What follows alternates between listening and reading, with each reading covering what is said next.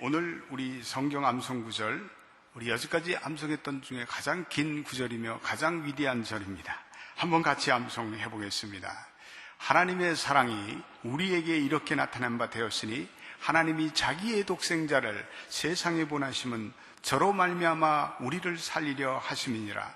사랑은 여기 있나니 우리가 하나님을 사랑한 것이 아니요 오직 하나님이 우리를 사랑하사 우리의 죄를 위해서 화목제로 그 아들을 보내셨음이니라. 사랑하는 자들아, 하나님이 이같이 우리를 사랑하셨으니 우리도 서로 사랑하는 것이 마땅하도다. 10번, 1000번을 읽어도 귀한 말씀입니다. 놀라운 사랑의 말씀입니다.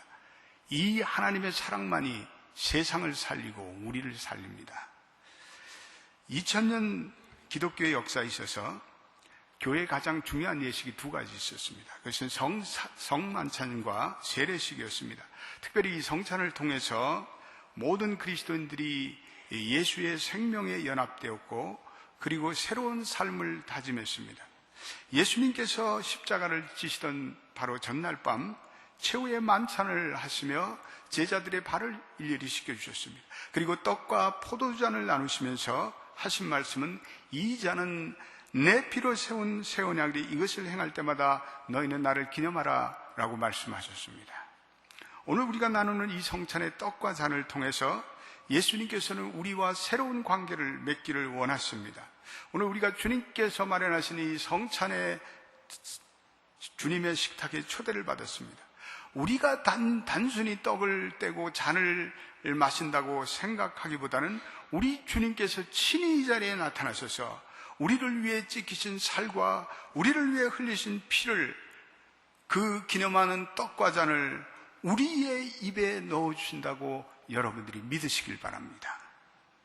그리고 주님께 새로운 약속을 다짐하는 시간이 되기를 바랍니다. 이 초대교회로부터 이 기독교의 중요한 두 가지 예식은 첫째로는 물세례요, 둘째로는 성만찬입니다. 이 두 가지 예식은 우리 인간에게 하나님께서 허락하신 매우 중요한 예식입니다. 그래서 우리는 이것을 가리켜 성례, 세크라멘트라고 이렇게 말을 합니다. 물세례라는 기독교에 의식하는, 기독교에 입교하는 의식으로 그것은 우리의 영적 생명이 시작된다는 상징을 안고 있습니다. 그리고 성찬식은 이제 그 시작된 영적 생명이 지속된다는 것을 의미하는 의식입니다. 우리 이것을 주님의 식탁 혹은 주님의 만찬, 로드 서퍼, 로드 테이블 이렇게 불리기도 합니다. 이 물세례는 한 번 받으면 되지만 이 주님의 만찬은 우리가 자주 참여하여 주님과 교제를 계속해야 합니다. 수많은 크리스찬들이 그들의 신앙이 깊어지고 교회에 대한 헌신이 강해지고 주님과의 깊은 만남의 체험이 이 성만찬에서 그들이 신실한 마음으로 기도하는 자세로 참여했을 때 왔다고 고백하고 있습니다. 한국의 할렐루야 교회 담임 목사이신 이전에 볼티모어 베들교회에 심우하셨던 김상복 목사님께서 성찬식에 대해서 이런 자기의 간증을 하신 적이 있습니다. 그가 청년 시절에 성만찬을 받아 떡을 받는데 입에 넣다가 말할 수 없는 강력한 주님의 임재에 압도되어 그가 그만 정신을 잊어버렸습니다. 그리고 깨어나니까 예배가 다 끝났다는 그러한 간증을 하신 적이 있습니다. 이 성찬에 나타나는 주님의 임재 역사는 신비에 쌓여 있습니다. 성찬식과 관련해서 흥미로운 것은 미국 교회에서 이 성찬식을 자주 갖는 교회일수록 교회가 분열되거나 교회가 싸움하는 일이 적다는 흥미로운 통계가 나와 있습니다. 오늘 주님께서 체포당하시던 전날 밤에 사랑하는 제자들과 가졌던 이 마지막 만찬에서 유래됩니다. 그때는 그 누구도 주님께 의해 집전된 이 성만찬이 오늘 헤아릴 수 없는 수많은 하나님의 자녀들에 의해 전 세계적으로 행해질 줄은 꿈에도 생각하지 못했습니다.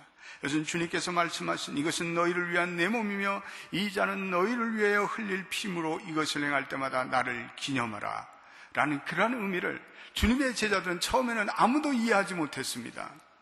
그것은 주님의 성찬은 처음에는 참으로 보잘것없고 그 작은 시작이었습니다. 그 만찬에는 희망을 잃고 의기소침한 한 무리가 주님의 식탁에 둘러앉을 때 시작되었습니다. 거기에는 주님을 배반한 자도 있습니다. 거기에는 주님을 3번이나 부인하고 저주한 자도 앉아 있습니다. 그 물이 모두는 예수님이 십자가에 달리시자 뿔뿔이 흩어진 그런 낙심된 물이었습니다. 그러나 주님께서 그들을 향한 믿음의 기대를 가지고 계셨습니다. 그리고 그들을 위해서 기도해 주셨고, 그리고 그들에게 주님의 떡과 잔을 나누셨습니다. 그 후에 그들은 마침내 주님이 나누신 이 성찬의 의미를 훗날에야 그들은 깨닫게 되었습니다. 그리고 그들은 선교사가 되고 그들은 순교자 되어 복음의 말씀을 온 땅에 전파하였습니다. 그들이 깨달은 주님의 성찬의 의미는 무엇입니까? 사도들이 빵을 떼고 떡을 나눌 때마다, 잔을 나눌 때마다 그들은 주님의 부서진 몸과 흘리신 피를 회상하였습니다. 기억하였습니다. 그 십자가에 나타난 하나님의 사랑을 그들은 깨달았습니다. 그들은 십자가에 달리신 그분이 하나님 자신이었음을 확신하게 되었습니다. 그리고 진정한 십자가의 의미를 이해하게 되었습니다. 그 십자가의 사건을 떡과 잔을 나눌 때마다 그들은 기억했고 그들은 현자화했습니다.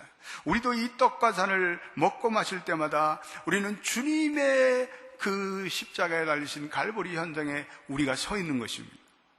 우리가 순환절에 부르는 거기 너 있었는가 그때 주 십자가에 달릴 때라는 심정으로 우리가 그 순환의 자리에 우리가 함께 서 있습니다. 그리고 주님께서 흘리신 그 피가, 그 고통이 나의 죄 주홍빛보다 더 붉은 내 죄를 위해서 그분이 보배로운 피를 흘리셨다는 그러한 자각하는 심정, 우리는 이 오늘의 성찬의 떡과 잔을 받아야 하는 것입니다. 그러므로 성찬은 죄사함을 받게 하는, 죄사함을 새롭게 하는 새로운 언약입니다. 마태복음 26장 28절에 이것은 죄사함을 얻게 하려고 많은 사람을 위해 흘리는 나의 피 곧 언약의 피라고 말씀하셨습니다. 이 성찬의 떡과 잔은 십자가에서 죽임당하신 예수 그리스도의 몸과 피를 의미합니다. 우리가 당해야 할 그 죄값을 대신 지시고 우리의 죄를 용서하셨습니다. 그러므로 우리가 이 성찬의 떡과 잔을 받을 때마다 우리는 겸손한 마음으로 주님, 내가 죄인입니다. 내가 올바른 길을 걸려고 몸부림쳤지만 내가 또 실수와 허물과 잘못을 저지르고 말았습니다. 주님, 나의 죄를 용서하여 주옵소서. 그리고 우리의 허물을 겸손하게 고백하면서 주님이 주님의 떡과 잔을 받으시는 여러분 되시기를 바랍니다. 주님은 이 성찬을 통해서 우리의 회개와 용서의 관계를 새롭게 하기를 원하시기 때문에 그렇습니다. 우리는 그러므로 이 주님의 만찬의 식탁에 나올 때 우리는 모든 가식의 마스크를 벗어버려야 합니다. 우리의 모습 그대로 우리는 나와야 합니다. 우리가 죄진 모습이면 죄진 모습 그대로, 추한 모습이면 추한 모습 그대로, 깨어진 모습이면 깨어진 모습 그대로, 지친 모습이면 지친 모습 그대로, 상처받은 모습이면 상처받은 모습 그대로 나오면 주님께서 우리를 다시 빚어주시는 것입니다. 성찬은 두 번째 화해를 이루기 위한 언약입니다. 에베소 2장 13절부터 15절에 이제는 전에 멀리 있던 너희가 그리스도 예수 안에서 그리스도의 피로 가까워졌느니라 라고 말씀하고 있습니다. 첫째, 우리로 하여금 새 사람이 되게 하십니다. 그리스도의 몸과 피를 우리가 받으면서 우리는 그리스도의 생명으로 새 사람이 되었음을 우리는 인정하고, 그리고 다시 새로운 마음과 새로운 비전과 새로운 출발을 해야겠다는 다짐이 있어야 되겠습니다. 그리고 우리가 떡과 잔을 받을 때마다 우리가 새로워져야 되겠습니다. 옛 것을 정리하고 옛사람의 모습을 벗어버리고 이제는 새로운 사람으로 살아가겠다는 다짐을 하는 가운데 우리는 이 성만찬을 받으셔야 합니다. 둘째는 멀리 있던 사람들과 서로 가까워져야 합니다. 서먹서먹했던 사람, 거리감을 느꼈던 사람들, 분노와 그리고 감정의 섭섭함을 느꼈던 그 사이를 가깝게 만드는 것은 그리스도의 피입니다. 그 피가 우리를 화평케 하고 화목케 하셨습니다. 우리가 주님의 몸과 피를 기념하는 이 떡과 잔을 받으면서 우리는 멀리 있던 사이, 서로 불화했던 사이가 하나로 화해하도록 우리는 화해의 다짐을 하면서 우리는 주님의 몸과 피를 받아야 합니다.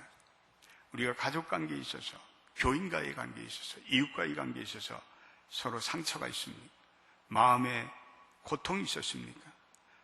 성찬의 떡과 잔을 받으면서 우리 화해하며 받으셔야 합니다. 만약에 화해의 마음의 준비가 없으면 성찬의 떡과 잔을 받지 마십시오. 그리고 진정 화해하겠다는 마음으로 성찬의 떡을 받아야 합니다. 나를 위해서 흘리신 그 피와 그 떡과 잔을 가지면서 화평케 하신 주님의 화해 역사를 내가 이루겠다는 그러한 다짐으로 오늘 우리 성찬의 떡과 잔을 진실되게 받아야 합니다. 세 번째, 성찬은 우리의 상처를 치유해주는 능력이 있습니다. 이사야 53장 5절 말씀에 예수님께서 예수님에 대해 이사야가 예언하면서 그가 찔림은 우리의 허물이라, 그가 상함은 우리의 죄악이라, 그가 징계를 받음으로 우리가 평화를 누리고 그가 채찍에 맞음으로 우리가 나음을 입었도다. 우리가 성찬의 떡과 잔을 가지는 우리에게 주님 나타나십니다. 오늘 우리가 믿음을 가진다면 이 성찬의 떡과 잔에 주님이 Christ presence, 주님의 임재가 나타나셔서 우리의 상처받은 마음, 우리의 감정적으로 손상을 입고 있는, 우리의 실패와 좌절 속에서 헤매고 있는 우리들의 모습을 치유해 주십니다. 우리의 육체의 연약함을 고쳐주십니다. 치유케 하시는 그 놀라운 능력이 주님의 성령을 통해서 전해 주십니다. 우리가 믿음으로 성찬의 떡과 잔을 받을 때 우리는 육체의 병도 그리고 정신의 병도 치유됩니다. 그래서 우리 장로교 창시자인 존 칼빈도 성찬을 진정한 마음으로 받게 되면 거기에 하나님의 치유가 함께한다고 그는 그것을 말씀하고 있습니다. 오늘 우리가 성찬의 떡을 가지면서 주님이 오셔서 내 마음에 안고 있는 마음의 상처, 그리고 육신의 연약함, 이 사업으로 인한 실패, 감정의 손상마저도 성찬을 받는 우리들에게 임재하셔서 그것을 고쳐주시고 치유해 주시옵소서. 우리 그렇게 기도하며 받아야 합니다. 그리고 성찬의 떡과 잔을 받은 우리들이 작은 예수가 되어서 고통과 그리고 슬픔과 분노를 느끼고 있는 상처받은 이웃의 상처를 품는 상처받은 치유자가 되겠습니다. 우리는 다짐해야 합니다. 우리의 성찬 가운데 주님께서 친히 임재하셔서 우리가 말씀하신 이러한 언약의 관계를 새롭게 하기 위해서 우리의 입에 그분이 직접 떡을 넣어주시고 우리의 몸에, 입에 직접 그분의 피를 부어주신다고 여러분들이 생각하시게 되길 바랍니다. 주님의 성찬의 떡과 잔을 통해서 주님 앞에 우리는 새로운 약속을 다짐해야 합니다. 겸손한 마음으로 회개와 용서를 다짐해야 합니다. 멀리 있던 사람과 내가 가까워지겠다는 화해의 결단을 가지고 이 잔과 떡을 받아야 합니다. 상처를 입히는 자가 아니라 상처를 감싸주는 사랑과 긍휼의 사람이 되겠습니다 라는 마음으로 우리는 이 성찬의 떡과 잔을 받아야 하는 것입니다. 아우러 이 식탁은 장차 우리가 누릴 영원한 천국의 어린 양 혼인잔치를, 그 잔치의 맛을 이미 미리 맛보는 것과 같습니다. 이것은 소망의 식탁입니다. 우리가 하나님 나라에 다다른 그날까지 예수 그리스도를 나의 구주로 모시며 어떠한 시련과 어떠한 절망이 와도 내가 내 신앙의 지조와 정절을 지키겠다는 내가 믿음의 결단을 다지는 자리가 바로 이 성찬의 자리이기도 합니다. 성만찬은 우리 기독교 공동체 예배에 있어서 주님의 생생한 임재를 체험해주는 가장 내밀한 지성소 같은 체험을 해준다고 신학자는 지적하고 있습니다. 오늘 이 식탁을 대하면서 우리는 주님의 몸과 내 몸이 한 몸 되었다는 것을 인식해야 합니다. 이 성만찬 가운데 하나님의 자녀들이 진정한 그리스도의 피로 형제 자매로 한 마음으로 묶였음을 우리는 확신해야 합니다. 오늘 우리는 이 성만찬을 통해서 그분과 한 몸이 되었다는 지체의식을 견고히 하며 로마서 8장 17절의 말씀과 같이 우리가 그와 함께 영광을 받기 위해서 그와 함께 고난을 받아야 한다는 의미를 깨달아야 합니다. 우리는 예수를 믿고 이제는 지난날 자기중심적인 삶의 행위에서 이제는 주님이 걸어가신 그러한 섬김의 삶, 헌신의 삶, 그리고 봉사의 삶으로 우리 자신을 변화시키며 우리가 남을 위한 이타적이며 우리가 세상을 위한 희생적인 삶을 살아가겠다고 결심한 것이 우리 다 그리스도인들입니다. 예수님은 때를 어떤지 못 얻든지 늘 복음을 전하셨습니다. 그분은 병든 자를 치유하셨습니다. 그분은 가난하고 굶주린 자를 연민을 가지고 먹이셨습니다. 고통당한 자를 위로하셨습니다. 사랑과 온유함으로 대적자를 수용하셨습니다. 한마디로 그것은 남을 위해서 자기의 몸을 부수고 깨어뜨리는 헌신의 삶을 사셨습니다. 우리의 삶이란 주님과 같이 이렇게 남을 위해서 우리를 드릴 수 있을 때만이 이 참된 기쁨과 우리의 진정한 존재의 의미가 살아납니다. 거기에서 바로 우리가 상실했던 우리의 진정한 인간성이 회복되고 부활되는 그러한 삶을 살게 됩니다. 성찬상의 식탁은 가난한 자들과 소외된 자들을 위한 이런 나눔과 섬김의 정신이 재현되는 자리입니다. 그렇기 때문에 이 성찬상은 믿는 사람들에게는 놀라운 은혜와 그리고 자비의 자리입니다. 그러나 이기적인 세상의 눈으로는 도저히 이해할 수 없는 감춰진 비밀의 자리가 되고 있습니다. 오늘 이 성찬의 자리는 아무리 자격이 없는 사람일지라도 자기의 죄를 회개하고 뉘우치고 예수 그리스도를 믿기만 하면 주의 성찬에 합당하게 나오실 수 있습니다. 주의 성찬에 내가 참여할 수, 난 자격이 부족하다는 것을 뼈저리게 느끼고 주님 앞에 자기의 죄를 회개하고 자복하는 사람이야말로 주의 성찬에 진정한 참여할 수 있는 자격이 주어집니다. 인간은 자기의 의로움으로 이 성만찬에 나오는 것이 아니라 우리 주 예수 그리스도의 보혈의 공로에 의지해서 이 자리에 나옵니다.